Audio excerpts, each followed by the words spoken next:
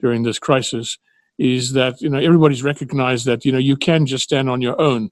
So it's not a matter of, financial cooperation. It's more of finding ways where we can work together, either with more extensive co-chairs, with more extensive JVs. There's nothing concrete to say at this stage, but I think people are starting to talk to each other a lot more about saying, okay, how can we cooperate?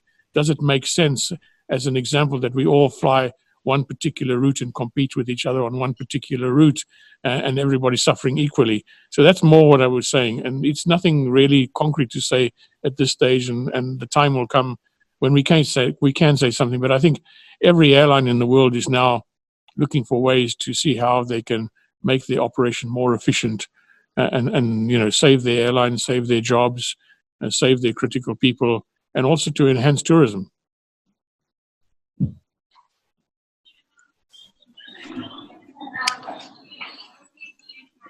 Thank you, Michael, and thank you, Udiba. Any other question?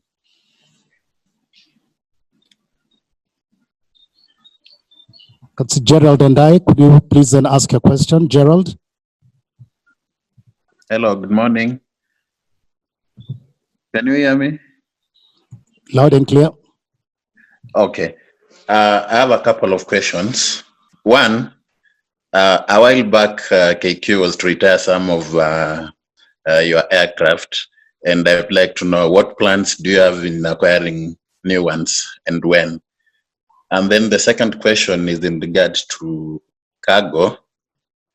I understand that for both cargo and repatriation flights that you're operating right now, your staff or employees, once they get back to the country, they go into quarantine. I'd like to know how much are you spending in this exercise, given that a while back you had requested the government to exempt your employees from those requirements. And then the third question, I would like to know how much cargo you are ferrying at the moment, and what are the rates in terms of freight charges when we compare with 2 months ago? And also, how many cargo flights are you doing in a week? Thank you. Thank you, Gerald. Now, let me answer these questions, and I'll ask Helen to add or add to what I've just said if I've missed out anything. With regard to your first question about new aircraft, this is not the time actually for us to acquire new aircraft. In fact, like the chairman said in his statement, we currently have, because of the shrinkage of demand, we currently have excess assets. So we will not need to acquire a new aircraft. The aircraft that we have are more than sufficient for our current needs. So that is for the foreseeable future until 2023, when we think that there will be an increase or at least a leveling up of demand. When it comes to cargo, you asked about the quarantine, cargo and repatriation flights. It's indeed true. We were, in fact, initially spending a lot of money, and we still are. Now, I don't have a quantum of the amount that we've spent so far, but if you do the maths, we spend about 10,000 Kenya shillings just per day for per person, just for accommodation of our crew. And if you add it up, we generally speaking would have approximately 20 or so per week. So that adds up. Now, we have, and we are talking to government, Ministry of Health, so that we can get a relief from here. And we have received correspondence yesterday that our people who are coming back will not be subjected to mandatory quarantine, so they'll be doing self-quarantine, which will reduce our costs as far as that is concerned. You asked about the cargo, how many flights we're doing per. So first of all, when it comes to cargo, it is driven by demand. It could increase or decrease, so we don't have a specific rate, quantities, and frequency. We're responding to demand, and we look for places. We have had consistent flights to China, specifically to go and do our PPEs. We've had repatriation flights to London, and then we use the belly for carrying cargo. And so it's not consistent. So a weekly flight to London for charters, which we also use for cargo. We've been doing one weekly to China. We've started doing Sharjah in the UAE once weekly. But we, like I said, we continuously respond to demand. We were doing Amsterdam as well for flowers and vegetables. So it's responding. So on average, I believe we are doing something like 3,000 or so tons, I guess, per week or so on average, and it could go up or down. Helen, is there anything else I missed out there? Not quite. The only thing to clarify is the rates, because it's, as you indicated, it's not standard, and it depends on the kind of cargo that is being carried. So if you're doing fresh produce, it's a different rate compared to other items. So we don't have a standard rate. And just to give a good example, like last week we did 23 rotations. So we are actually doing quite well on the cargo business.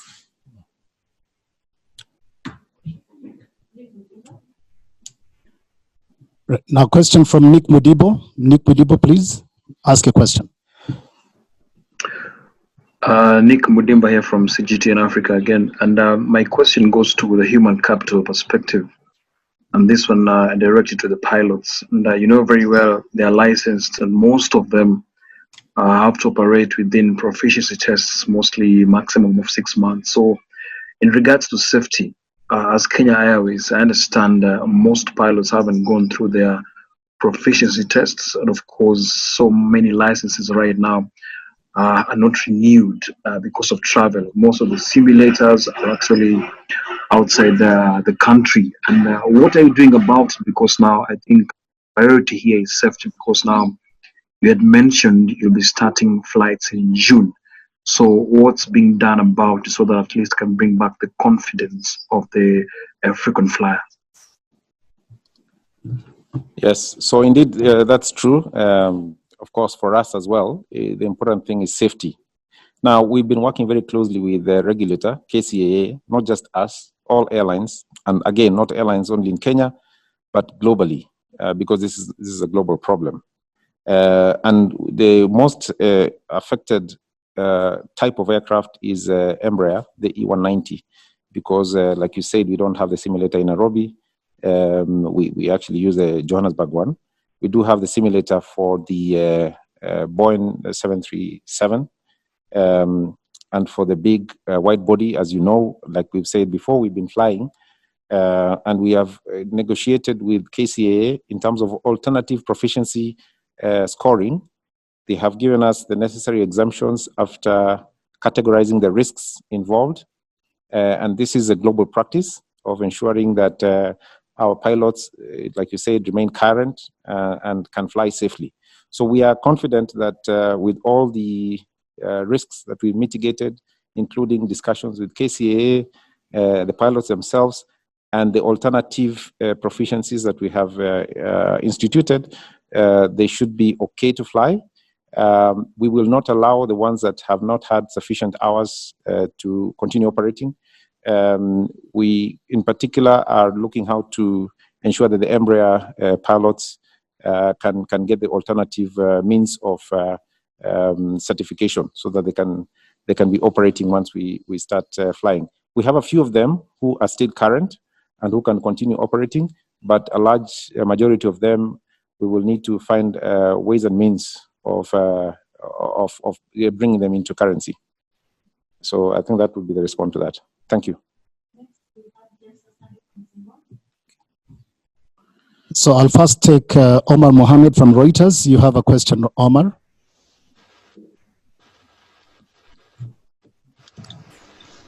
Good morning. Can you hear me? We can, yes. Go ahead. Yes, my question, I have two questions.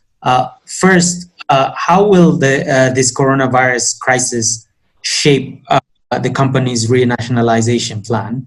That was my first question. And second, KQ has sought funding from the government to help mitigate some of the effects of the crisis, the pandemic induced crisis. I was wondering, have you received that funding, and how much?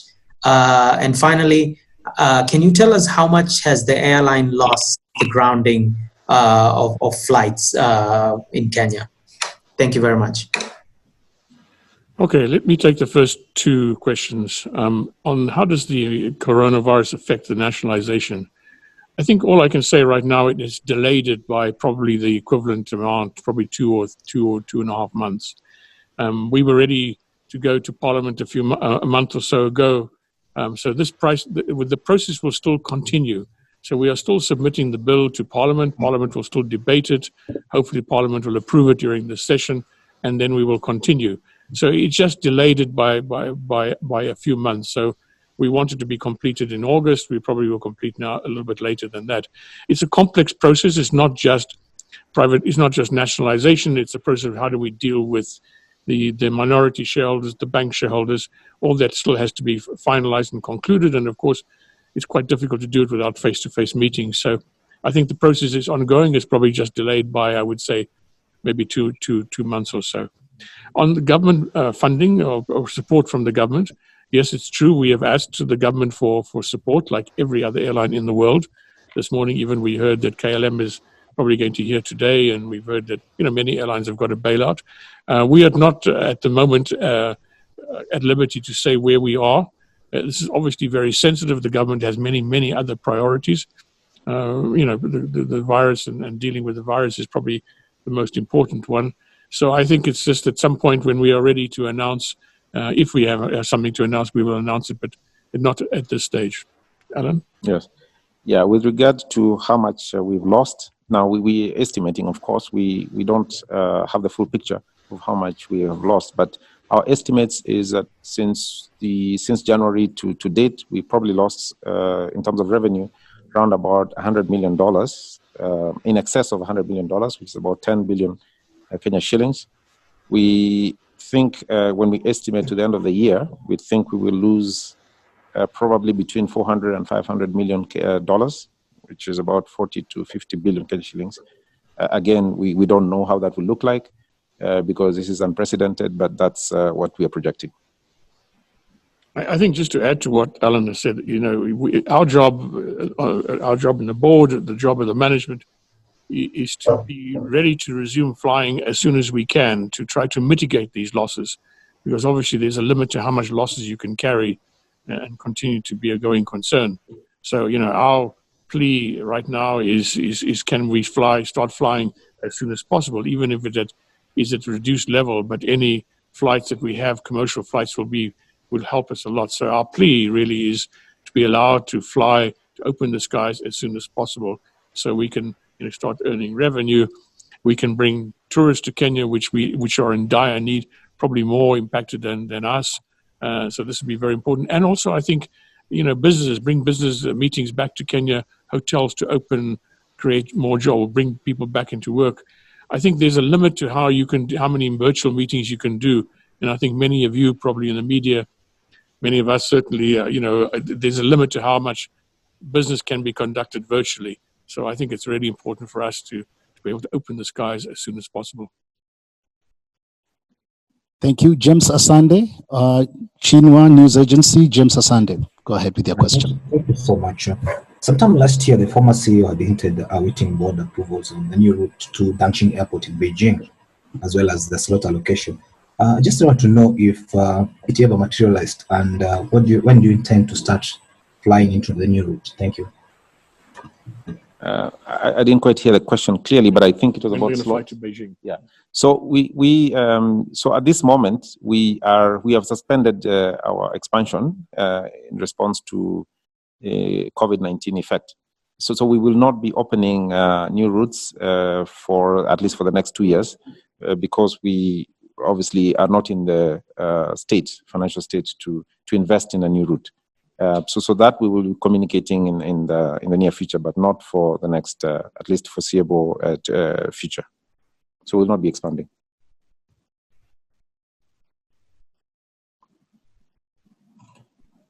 Right. Any other questions from the floor of the House?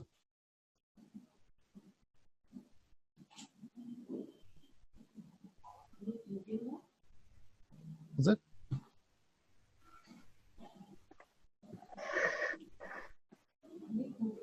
Hello, Nick can you hear me? Modibo? Yes, let me call Nick first before I come back to you, Gerald. Okay. All right, thank you very much. So Nick Mudimba again from CGT in Africa. So my final question is about the resumption of flights. Will it be a normal situation? Because now when you talk about physical distancing, a flight needs to, of course, fill up. For example, if you're doing a flight to Mombasa, the value of that flight needs to at least, passengers have to fill up that plane. Now that now replicates to the ticket pricing. How will the tickets now be priced here? Because now when you observing the Ministry of Health measures of social distancing or physical distancing, how will the ticket prices now impact the flights? Because of course you know very well, and the economic part of it is the full situation of the flight means also the airline is making money. So is this going to be a situation where by now there must be spaces, some seats will be left vacant because of the issue of physical distancing, and this will it actually affect the ticket prices? Yeah, Nick, this is a very important question, and it has been asked many times over, actually across the world. We have had discussions at IATA level, at the IATA board level, and IATA is a representation of all the major airlines in the world. So we've had this discussion, and we've also as IATA, we've conducted studies to determine the risk of transmission. And the conclusions so far show that first, two things. One is the aircraft environment, and the way the air circulates within the aircraft, and the ventilation system, the HEPA filters, reduces the risk significantly of contamination, of transmission of the virus.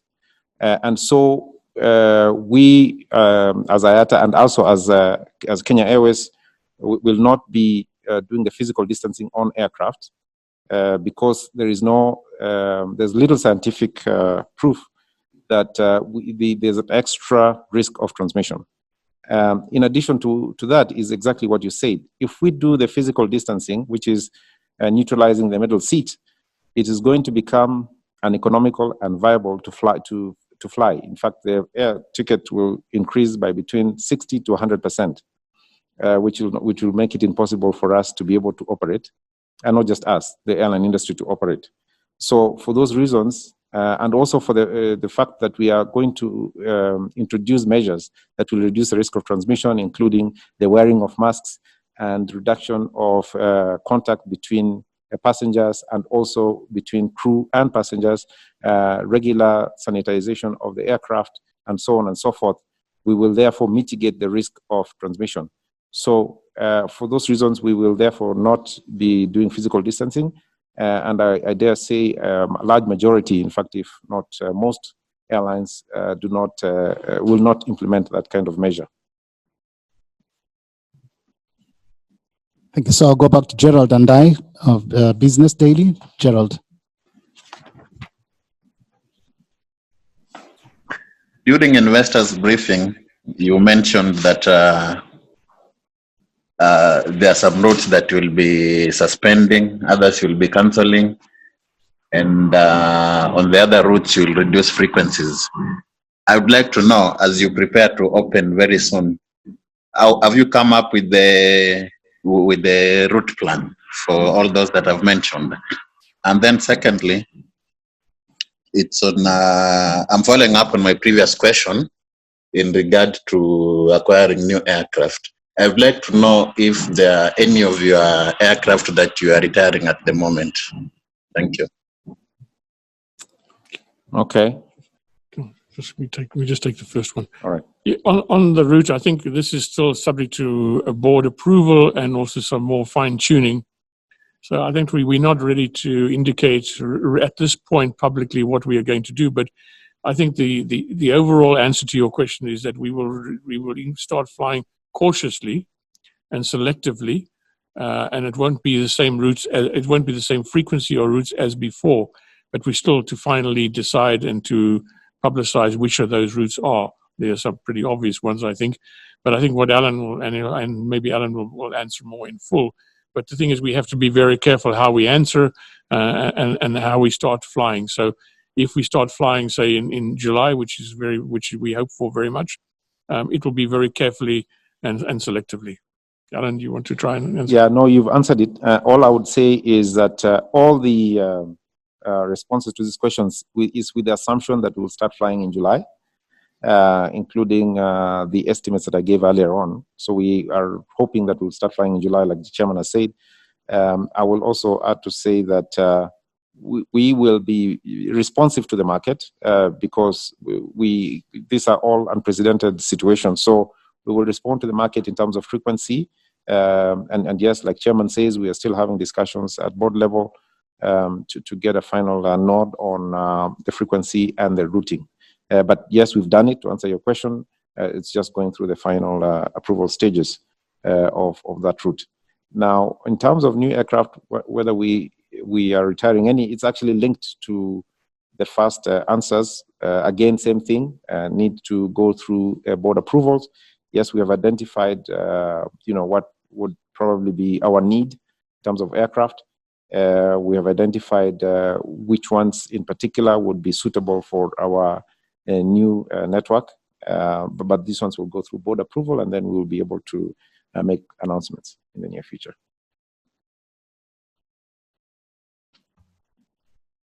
All right, thank you very much. I think they've got one last question coming. Who's this from?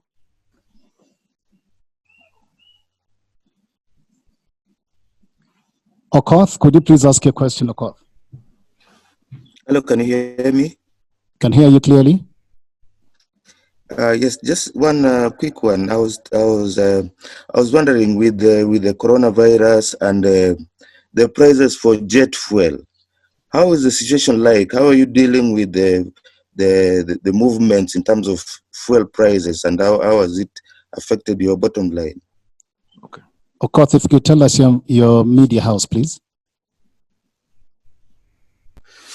Yes, I'm from Kenyan Wall Street. Okay. Thank you. Then you want to take that up? Okay. Helen will take in terms of the fuel prices, they've been favorable to us. Remember, we started hedging last year, and we are hedging based on the board-approved mandate. We have no reason to basically hedge at this point in time because of the good, the lower fuel prices. We hedge to achieve a certain budget line. It's not speculation. It is a matter of managing our costs. So we are buying at the prices that are prevailing in the market, which are far below what we had anticipated when we gave the budget for approval by the board. So we are actually getting very, very good prices. So we are fine. We have contracted with the various companies, and we get the prices as per the world prices. Thank you, Helen.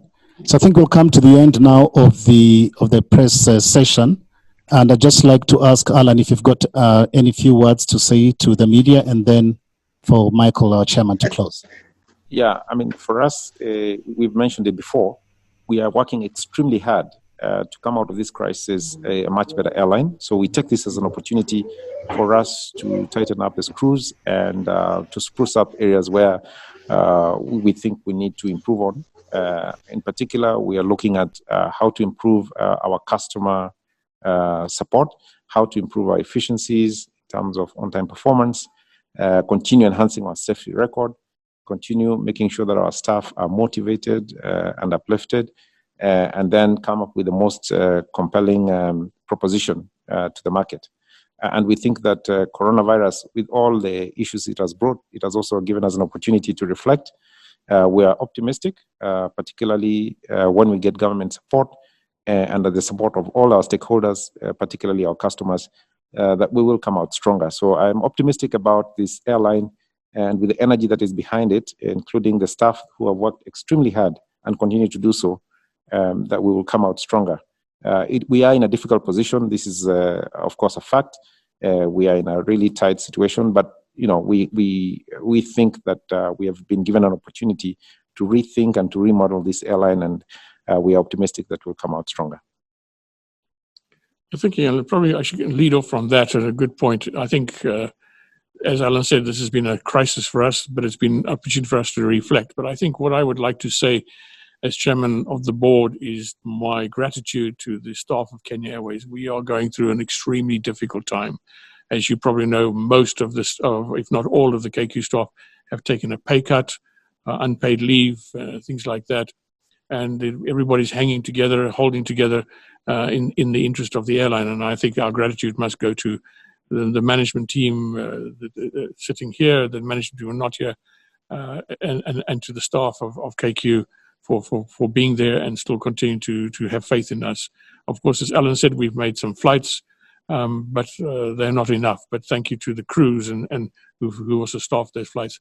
And then probably also to say that we still believe, and the board still believes, and our shareholders in particular still believe that Kenya Airways is important to Kenya.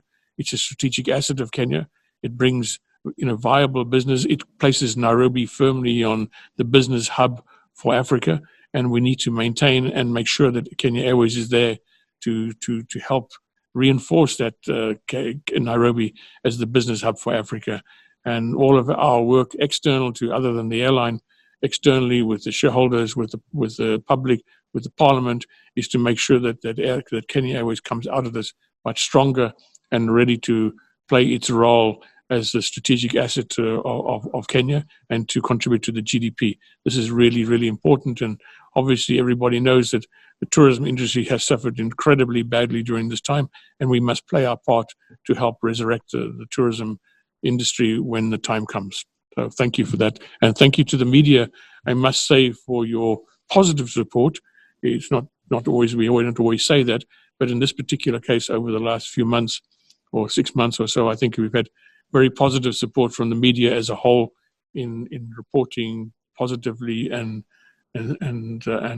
fairly on the situation within Kenya Airways. So thank you very much. So thank you very much, members of the press, as we come to the end of this session. Have a good day. Thank you.